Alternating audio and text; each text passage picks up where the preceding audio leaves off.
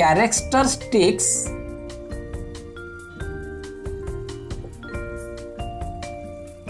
Of solid.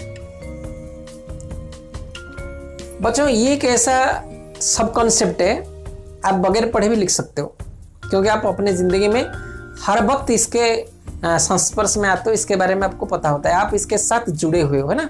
Solid का जो अगर कैरेक्टरिस्टिक्स हम लिखेंगे, आप बचपन से ही जब भी आप पैदा हुए उसके बाद आप सॉलिड के देखते हो, लिक्विड को देखते हो, गैसेस को देखते हो। कैरेक्टरिस्टिक्स से क्वेश्चन आया, मान लीजिए right to characteristics of solid, तो you can write easily.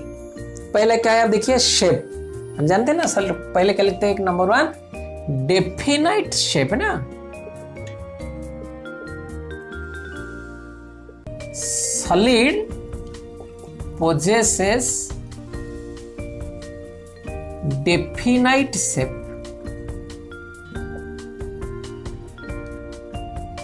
Solid का एक शेप डेफिनाइट है, क्यों?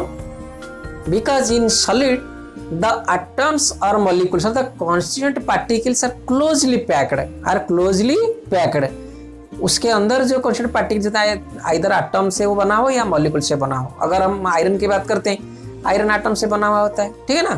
तो ये इतना क्लोजली पैक्ड होते हैं, वो डिस्प्लेस होते नहीं है, यानी वो बिल्कुल टाइटली पैक्ड है, तो उनका एक शेप डेफिनाइट है, ये आपको पता है। दूसरा वॉल्यूम, दूसरा definite volume. Also solid possess definite volume, है ना। मान लीजिए हम लोहा का पीस लेते हैं, आयरन का पीस लेते हैं, तो उसका वॉल्यूम एक कांस्टेंट है। वॉल्यूम क्यों कांस्टेंट है? वही बात है, because they are very closely packed, all the molecules and atoms of that solid is very closely packed and they are not displacing from their places. वो अपने प्लेस से हिलते नहीं, समझ गए आप। उसके बाद कॉम्प्रेसिबिलिटी, नंबर 3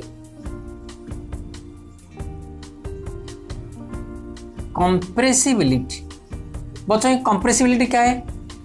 अगर हम इसको कंप्रेस कर सकते हैं तो that is having the compressibility, लेकिन सॉलिड को प्रैक्टिकली हम कंप्रेस नहीं कर सकते। मान लीजिए आप लोहा को लेते हो, आप कंप्रेस उसको कर सकते हो क्या? उसका वॉल्यूम को क्या बदल सकते हो, जो कम कर सकते हो? नहीं कर सकते हो। सो सॉलिड्स आर प्रैक्टिकली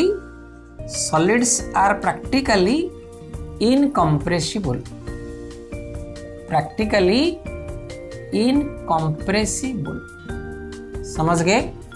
भी आप लिख सकते हैं अपने आप, कोई दिक्कत नहीं। उसके बाद स्लो डिफ्यूजन। अगर हम डिफ्यूजन की बात करते हैं, नंबर 4 स्लो डिफ्यूजन। डिफ्यूजन क्या आपको मालूम है? अगर गैस एक लेते हैं, दूसरा गैस लेते हैं, दोनों को मिलाते हैं, गैस दूसरी जगह क्या होगा? डिफ्यूज हो जाता है ना, उसके अंदर घुल मिल जाता है। Diffusion of one gas into another. यहाँ सॉलिड, अगर सॉलिड को लेंगे, बिल्कुल डिफ्यूजन नील होगा या very little diffusion, no. So this is called as solids possess very slow diffusion character, ठीक है ना। सॉलिड्स का डिफ्यूजन कैरेक्टर बहुत ही कम है। उसके बाद crystalline state, this is important. Her solid यानी जितने सॉलिड्स होते हैं उनका एक क्रिस्टलाइन स्टेट यानी एक रेगुलर अरेंजमेंट होता है। सभी का तो नहीं होता है, लेकिन they are having crystalline structure.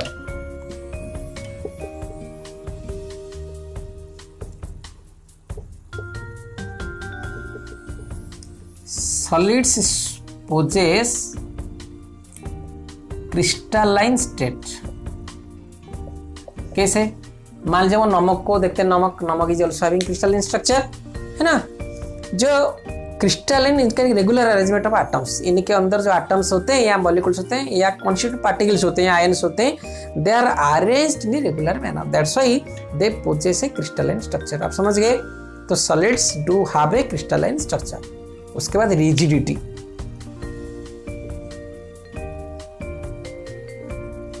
Solids are rigid in nature, solids are rigid in nature. Rigid का मतलब क्या है? एक जगह से एक जगह हिलना नहीं। Rigid, he is very rigid in his nature, वो अपना नेचर नहीं बदलता है। मान लीजिए ये सॉलिड है, सॉलिड का एटम सही से सट के रखा हुआ है ना, ये क्या करते हैं, these atoms can not sleep over another, ये एटम इसके ऊपर स्लीप नहीं करता है ना, तो अगर स्लीप नहीं करता है तो क्या होते हैं, ये बिल्कुल रिजिड होते हैं। अगर स्लीप करते हैं वेरी स्लो, अगर उसको हम बहुत टेम्परेचर देंगे, वो कुछ भी करेंगे तो क्या होगा, वो स्लीप करेगा। तो these are very rigid because उसके ऊपर फिसलता नहीं। उसके बाद हम डिस्कस करेंगे high densities.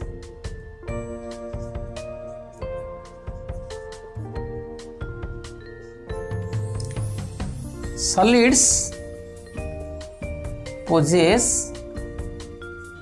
High densities. Densities का फॉर्मूला क्या है, m बाई बी, मास पर वॉल्यूम। अगर वॉल्यूम कम होगा, मास ज्यादा होगा, तो क्या होगा, डेंसिटी ज्यादा होगा। इनका volume because they are closely packed, तो क्या होता है, वॉल्यूम कम होता है। Atoms and molecules are very closely packed, तो वॉल्यूम कम हो जाता है, लेकिन मास क्या होता है, ज्यादा होता है, तो इसका क्या डेंसिटी बहुत ज्यादा होता है ना, दैट इज ऑब्वियस। उसके बाद एमपी मेल्टिंग पॉइंट और boiling point. MP and BP, melting point and boiling point. solids have high